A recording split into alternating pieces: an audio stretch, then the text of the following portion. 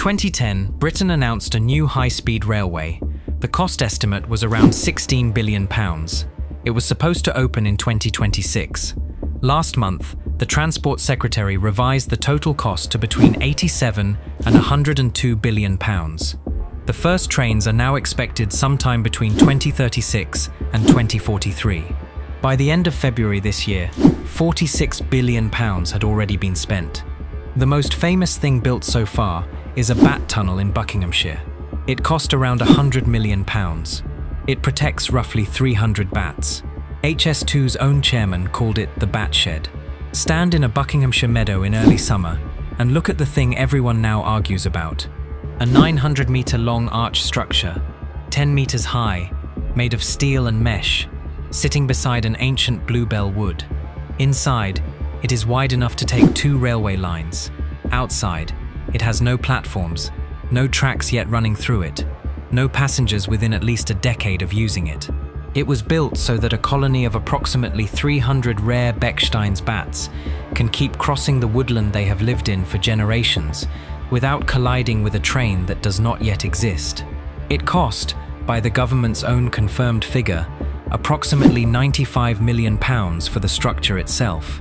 Divide that by 300 bats and you arrive at the headline number politicians keep reaching for. About £317,000 per bat. HS2's own chairman, Sir John Thompson, stood up at an industry conference in November 2024 and called this thing the bat shed. That is the most famous individual object on a railway project that, as of last month, has officially become one of the most expensive infrastructure programs in British history. Last month, May 2026, Transport Secretary Heidi Alexander told Parliament the latest total cost estimate for High Speed 2 is between £87.7 billion and £102.7 billion in 2025 prices. The original cost estimate, announced in 2010, was between £15.8 and £17.4 billion. The opening date, originally 2026, is now between 2036 and 2039 to a temporary terminus in West London, and between 2040 and 2043 to central London at Euston. By the end of February 2026, £46.2 billion had already been spent on a railway that no one has yet boarded. You do not need a transport background to see what's been built and not built. This is not a project that ran out of money before it started.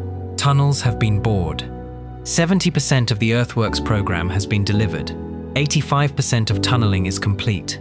The Colne Valley Viaduct, the longest railway bridge in the UK, is finished. There is an enormous, physical, irreversible body of work scattered across the English Midlands and the South. None of it has been used. None of it will be used for at least another 10 years. And nobody, today, can tell you what the final bill will be. That gap between effort and result is the case. And the way to read it honestly is to start with what HS2's own people are saying about how this happened. In March 2025, HS2 Limited's chief executive Mark Wilde delivered a review of the project to the Transport Secretary. The conclusion he reached, in his own words, was that construction had started too soon, before stable and consented designs were available. The independent Stewart Review, published the same period, said the project had been subject to evolving political aims, which pushed forward on the schedule before there was sufficient design maturity. Read those phrases carefully. They are saying, in 2 slightly different ways, the same thing. Britain started digging a £100 billion railway before it had finished designing it. Once you understand that sentence, almost everything that follows in this story becomes inevitable. You do not announce a £100 billion piece of national infrastructure without consequences. In 2010, when HS2 was announced, the price tag was around £16 billion. Through the 2010s, the figure crept and then sprinted upward. By 2019, the estimate had risen to between £35 and £45 billion.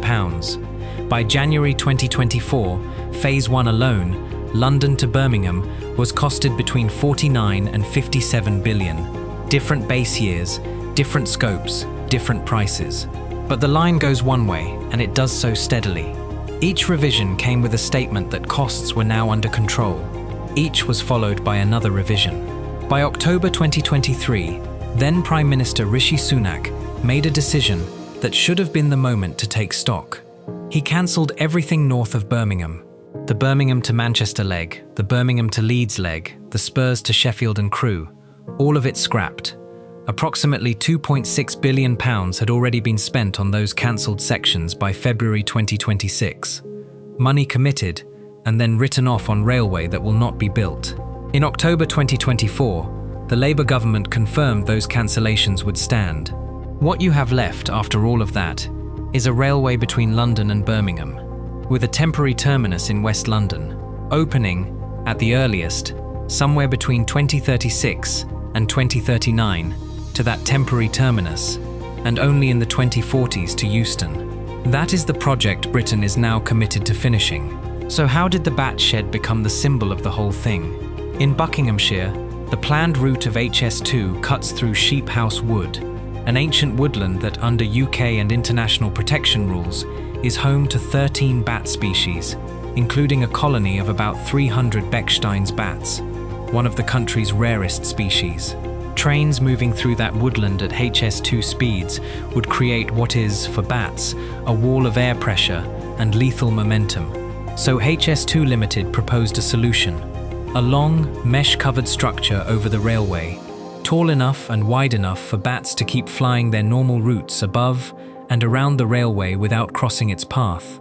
The structure, the Department for Transport has confirmed, cost approximately £95 million in 2019 prices, with the whole 1 kilometre section of railway, including the bat structure, coming in at about £168 million in 2019 prices. One outlet reported a higher total of £216 million, including all the supporting civil works, a figure the department disputed. Take the most conservative number, 95 million, divide by 300 bats, and you get roughly £317,000 per individual animal. Take the highest figure and you get well over £500,000 each. There is no way to read these numbers and not have a reaction. That is the reaction the bat shed is supposed to produce, and it does. The figure has been cited at least 10 times in parliamentary debates around the government's planning and infrastructure bill, which would weaken some environmental protections to make it harder for big projects to be slowed by wildlife law. The Transport Secretary has talked about it. The Chancellor has talked about it. The Environment Secretary has talked about it. The bat shed is doing political work. Now here is the part the political quote rarely includes. Bat Conservation Trust, the UK's main conservation charity for bat species, has publicly stated that multiple cross-party inquiries into HS2's overruns found the project's problems stem from mismanagement, not from environmental protections. Natural England, the government body that issues bat licenses, has clarified that it did not design the Sheephouse Wood structure, did not advise on its design, and did not influence its costs. What Natural England did was confirm that, in this location, no bat death was acceptable. HS2 Limited proposed the structure. HS2 Limited chose the design. There is more. During construction, the bat structure was widened to accommodate 2 additional railway lines for the separately planned East-West Rail project. That expansion significantly increased both the size and the cost of the structure. A project already politically sensitive became more so, on a budget already growing.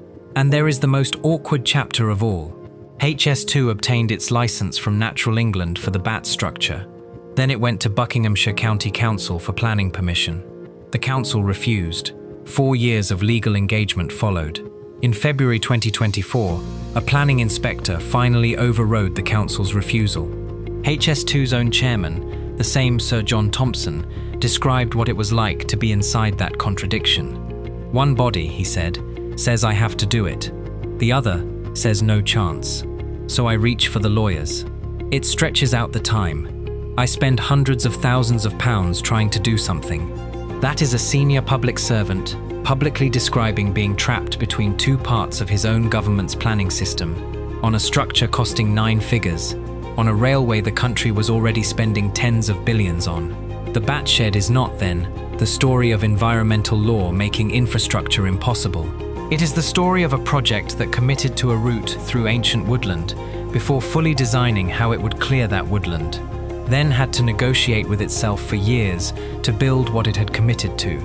You might think the obvious answer to all of this would simply be to stop, to cut the losses, to draw a line under HS2 and treat the £46 billion as a sunk cost. That is the moment the trap closes. On May 19, 2026, the Transport Secretary stood up in Parliament and said the line. It will cost as much to cancel the line as it would to complete it, while delivering none of the benefits. Read that sentence carefully. Britain has now spent enough on this railway that, even if it walks away today, the cost of unwinding contracts, securing the unfinished civil works, paying out compensation, and handling the half-built infrastructure runs broadly in the same order of magnitude as actually finishing the railway. Either path costs tens of billions more. One of those paths ends with a train, the other ends with nothing. You can already see the political vice this creates. No government wants to spend £40 billion to get nothing. No government wants to spend another £50 billion to get something 14 years late and shorter than what was promised. So the project continues. The contractors continue. The bat shed remains standing in Buckinghamshire. The tunnels under London, 52 kilometres of them, already bored, remain underground. The Colne Valley Viaduct, the longest railway bridge in the UK, sits empty. And here is where the case sharpens. As of HS2's CEO's own March 2025 review, the project was about 1/3 complete, compared to the plan, which said it should have been 3/4 complete by that point. The same review found there was no reliable earned value to date measure. Read that one twice. HS2 Limited itself did not know, at that point, how much it had actually delivered compared to what it had spent, on a project worth £100 billion.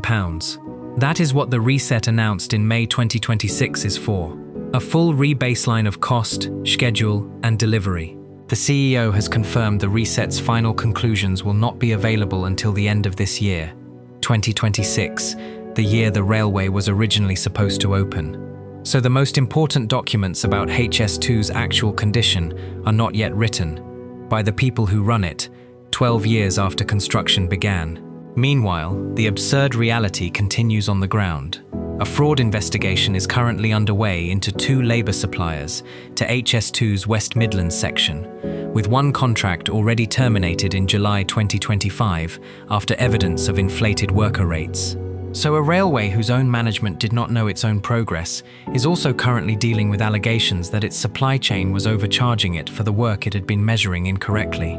You can stand in any of these places, under London, in the Colne Valley, beside the bat shed, and look at the same simple question. How does the country that built the world's first passenger railway in the 19th century end up here, in the 21st, building a railway that is 14 years late, 6 times over budget, less than half its planned length, and whose most famous physical achievement is a 900-metre arch over a wood for 300 bats? The honest answer is the one HS2's own people have given. The project was started before it was designed. Once enormous contracts were awarded and enormous civil works were ordered, the leverage shifted away from cost discipline and toward keeping the political program moving. Every problem that surfaced, every ancient woodland, every unstable design, every east-west rail interface, every legal dispute with a county council, landed on a project that was too far in to easily change course and not far enough along to deliver. The bat shed is not a bat problem. It is a sequencing problem. You can almost hear it ticking under every other line in this story. There is one image, finally, that captures all of this. The Sheephouse Wood bat mitigation structure stands today in a Buckinghamshire meadow beside the ancient woodland it was built to protect. Bats fly through it. The track underneath it has not been laid.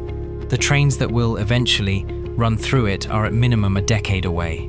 Westminster politicians point at the structure as proof that the planning system is broken. The Bat Conservation Trust points at the same structure as proof that the project's management was broken.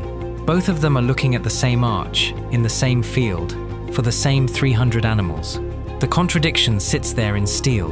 So when the Transport Secretary said, in May 2026, that this is an appalling mess, she was not exaggerating, she was understating.